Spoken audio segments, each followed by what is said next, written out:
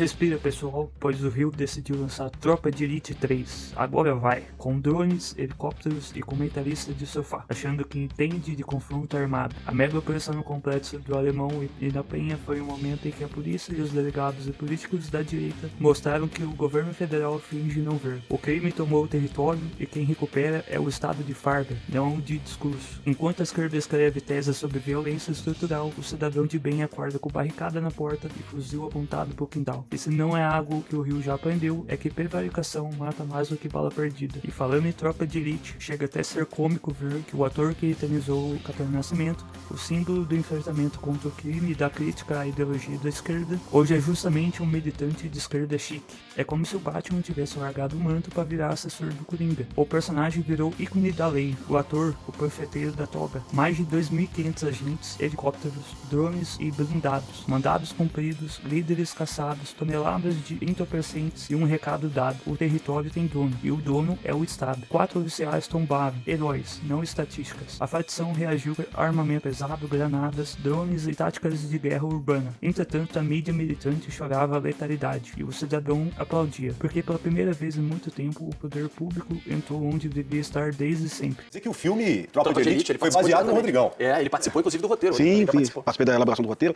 É a realidade de 2007, continua a mesma, infelizmente. Né? Exatamente. O senhor é o Capitão Nascimento. Eu e mais um conjunto de colegas ali e alguma historinha contada também. Mas a realidade do Rio de Janeiro é aquela do filme. 2007 pra cá, nada ou pouca coisa muda, né? O piorou, o Pimentel, o Comando Vermelho, até por pegar dinheiro hoje, não mais só da droga, de outras atividades, o Comando Vermelho tá mais forte do que estava, inclusive, pelo Brasil, ou não, na tua percepção? Schneider, se a gente analisar o número de homicídios, está em queda, realmente, tá? É bem menor do que 2007. Mas a violência não se mede mais pelo homicídio, né? Se mede pelo medo, pelo terror e pela ocupação territorial. O Comando Vermelho ocupa cada vez mais territórios, o terceiro comando também, e as milícias também. Então, o carioca não percebe a redução da violência, porque o homicídio pode cair, e está caindo mesmo, mas ele abre a porta da casa dele, ele vê uma barricada e ele vê um bandido de fuzil. Isso aí é a ditadura do tráfico, é a ditadura das milícias. A operação foi legítima, mandados claros, inteligência confirmada, liderança criminosa identificada. Rodrigo Pimentel, o verdadeiro Capitão Nascimento, explicou o óbvio: ou a política sobe ou o tráfico desce. E quando o Estado recua, o morro vira nação independente, com leis próprias, tribos e toques de recolher. A direita entende que a segurança é o pilar da liberdade. A esquerda que segurança é o problema social. Resultado: um lado defende o policial, o outro o processo. Como o senhor avalia? Então, são duas vertentes: a legitimidade da ação e a eficácia da atuação. Débora, é obrigação do Estado Democrático de Direito tentar capturar pessoas condenadas por homicídio, né? No caso, o DOCA responde a vários homicídios. É obrigação do Estado de Direito recuperar o território, né? É um atentado contra a soberania nacional, você impor a centenas de milhares de pessoas ali uma ditadura territorial, e é o que o Comando Vermelho faz. É muito bom lembrar, Débora, poucas pessoas sabem disso, que 2 dias antes o Comando Vermelho invadiu uma favela no Morro da Quitanda, na Pavuna, com 70 bandidos, todos oriundos do Complexo do Alemão. Mataram uma senhora de 60 anos de idade, ela foi refém, né? Sofreu. Mataram também um jovem de 30 anos de idade, que não tinha nenhuma ligação com o tráfico. Todos esses bandidos escondidos no Alemão, da quadrilha do DOCA. Em qualquer lugar do mundo, é legítimo a sociedade, a polícia, a justiça perseguir e tentar prender esses bandidos que estavam escondidos lá no bunker do Complexo Alemão, que é um território negado ao Estado. Então, quanto à legitimidade, eu acho que qualquer pessoa com a ideia razoável vai entender que qualquer Estado de Direito, qualquer sociedade deve perseguir, tentar capturar esses bandidos. Logicamente, não a qualquer custo, não colocando a população em risco. As informações que nós temos até o momento é que não morreram inocentes nessa operação, perfeito? Então, quanto à legitimidade, eu acho que é 100% e eu concordo com o governador do Rio de Janeiro, concordo com a ampla maioria da sociedade carioca hoje que apoia essa operação policial, inclusive muitos moradores de comunidade. Quanto à eficácia, eu tenho uma outra percepção. O Comando Vermelho saiu muito enfraquecido, perdeu muitos bandidos, perdeu muitas armas, então existe um princípio do aproveitamento do êxito. Já que o Comando Vermelho está enfraquecido, já que a facção sofreu bastante, seria oportuno, seria inteligente que essa comunidade fosse ocupada por forças da lei, né, para que a população dessa comunidade não tivesse que sofrer daqui a 90 dias, daqui a 100 dias, um outro trauma, que seria uma outra operação como essa. Mas, infelizmente, em função da desconexão do governo estadual, da pouca sensibilidade também do governo federal, da ideia do presidente de não querer montar uma GLO, não existe recursos para ocupar o território do Complexo do Alemão com uma força militar. Só para lembrar, Débora, que no governo Dilma, o exército brasileiro ocupou o Alemão por 19 meses, e no que se refere à redução de homicídios, foi um sucesso total. Foram 19 meses sem homicídios no Complexo do Alemão. Então, a ocupação, nesse sentido, funcionou. Mais de 100 presos, 120 armas apreendidas e dezenas de mortos.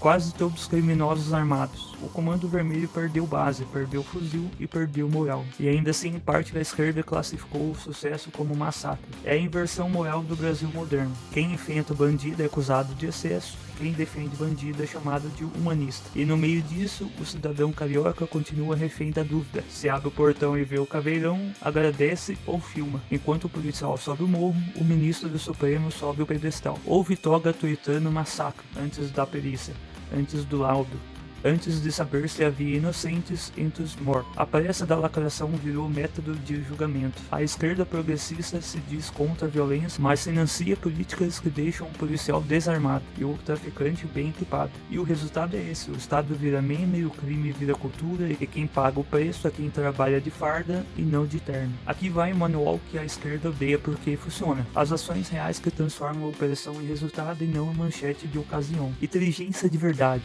A guerra moderna não se vende no tiroteio, mas no servidor. É rastrear o fluxo de dinheiro, follow the money, como é bem conhecido, interceptar a comunicação e filtrar o esgoto financeiro das facções, enquanto o militante tuita paz, o policial decifra as redes. 2. Permanência. Trocar tiro e sair a coreografia do fracasso. A comunidade precisa ver o Estado todo dia, não uma vez por semestre. Ocupação prolongada cria confiança, desidrata o poder paralelo que se alimenta do vácuo. 3. Logística. Operação sem planejamento é covardia, disfarçada de bravura. Veículo blindado, drone, escala de descanso e suprimento são o básico. Polícia que improvisa se torna alvo. E o morro não é lugar para amadurecer social romântico. Coordenação federal estadual. O tráfico não respeita divisa, então a reimpressão também pode respeitar a burocracia. É integração de inteligência, fronteira e investigação sem vaidade de governo ou ministro. Enquanto Brasília debate gênero neutro, o fuzil cruza o rio e as divisas. Justiça rápida e cadeia real. Nada adianta prender se o judiciário progressista solta no plantão. Prisão tem que ser efetiva, com bloqueio de comunicação e punição exemplar. Quando o bandido percebe que não sai do induto, o morro fica em silêncio por medo, não por simpatia. Respeito ao policial. A tropa precisa do respaldo político,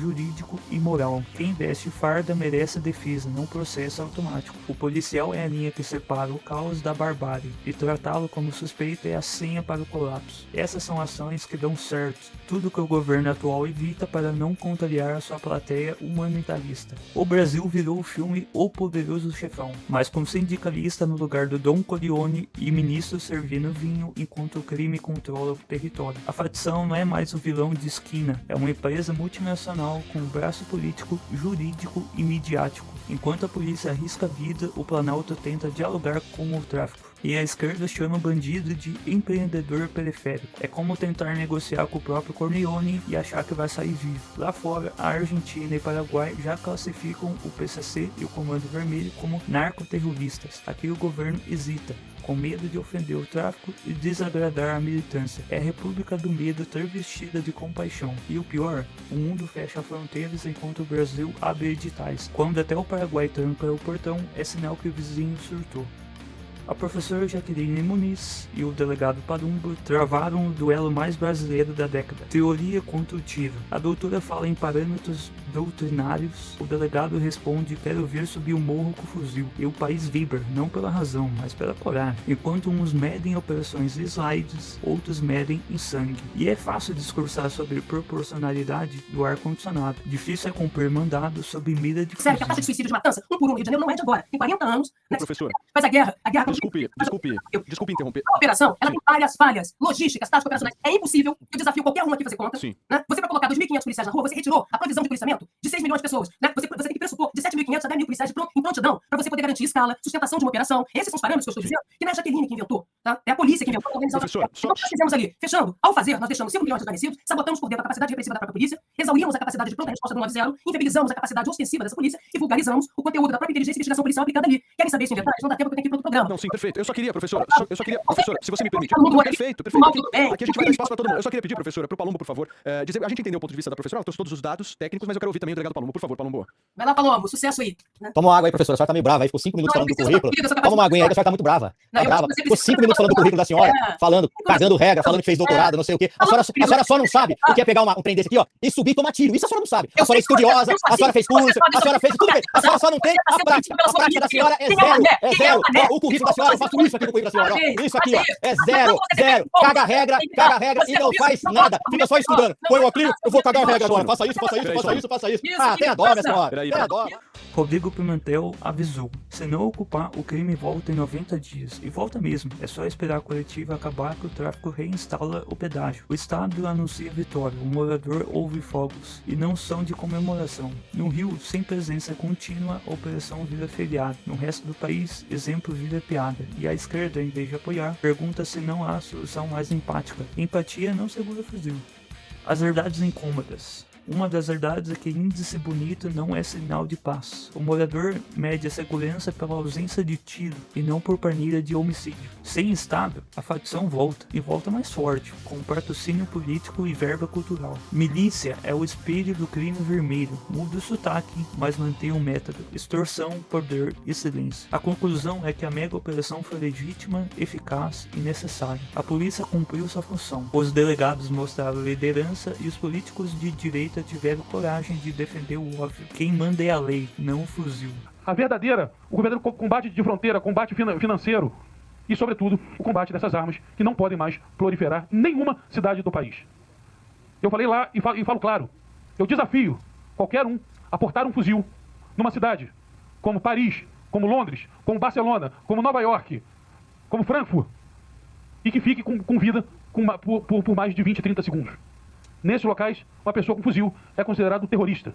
Infelizmente, a nossa lei antiterrorismo, ela fala sobre tudo, menos sobre ações terroristas. E por isso, o Rio de Janeiro tem tentado classificar, Jorginho, não por ideologia, mas pelas atitudes, essas organizações como organizações narcoterroristas. Enquanto a esquerda chora pelo menor de farda do tráfico, o cidadão reza por escola aberta e rua segura. E a pergunta final é simples: queremos o Brasil das barricadas, no morro, ou o Brasil da Constituição, aquela que tem a tão falada soberania nacional?